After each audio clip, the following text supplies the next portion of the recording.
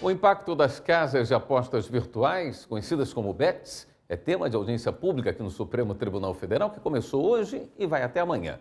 Os principais pontos levantados até agora pelos participantes foram os prejuízos que essas plataformas têm gerado na saúde mental e na vida financeira de milhares de brasileiros. A audiência foi convocada pelo ministro Luiz Fux. Ele é relator de uma ação que questiona a constitucionalidade da lei das bets, que regulamentou as apostas online no país em 2023. Os detalhes com o repórter Pablo Lemos. Os temas são sensíveis, destacou o ministro Luiz Fux. Em primeiro lugar, as questões temáticas aqui são associadas à saúde mental e aos impactos neurológicos da prática das apostas sobre o comportamento humano. Os efeitos econômicos para o comércio e seus efeitos na economia doméstica. As consequências sociais desse novo marco regulatório. O uso das plataformas de apostas para a lavagem de dinheiro.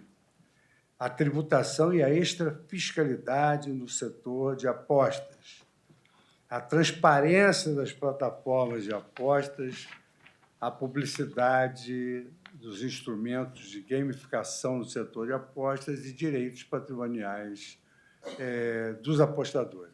Então, conforme vossas senhorias poderão observar, os temas são múltiplos, reclamam conhecimentos específicos de cada um dos segmentos, e esses conhecimentos são importantes para, digamos assim, subsidiar a decisão do Supremo Tribunal Federal, o quanto mais próximo da realidade ela deve ser.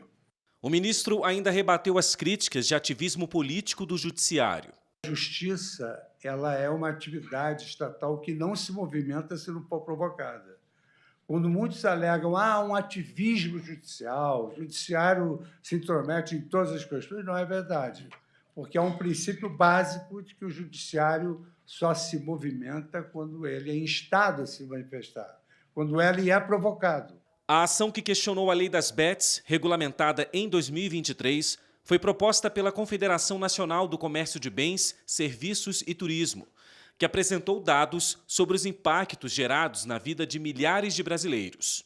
Nos últimos 12 meses, chamou a atenção que a gente pode ter um gasto em apostas entre 68 e 240 bilhões de reais pelas famílias brasileiras. Essa variação tão grande, ela chamou nossa atenção, inclusive pela dificuldade da gente ter certeza absoluta do quanto que as famílias estão apostando, dada a fluidez do mercado digital e a dificuldade de se controlar. Em termos representativos, isso representa já 2,2% do gasto das famílias, do PIB brasileiro, pode representar já 2,2% do PIB, 3,4% do consumo total e pode chegar a uma representatividade de 77% da massa salarial brasileira. Ou seja, pode ter família brasileira que está botando 100% quase da sua renda em apostas na modalidade online. O Banco Central também apresentou números. A maioria dos apostadores tem entre 20 e 30 anos. Mas a prática se espalha entre pessoas mais velhas, que chegam a gastar R$3.000 por mês em apostas.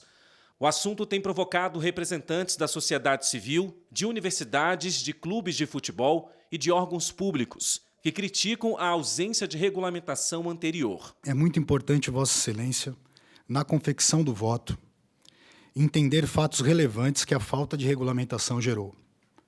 Uma delas, e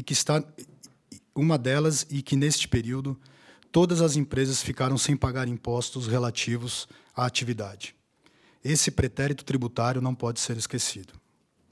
Outro ponto importante, que a ausência de regulação trouxe, foi a criação de inúmeros sites aventureiros, que não conseguem trabalhar em um mercado regulado.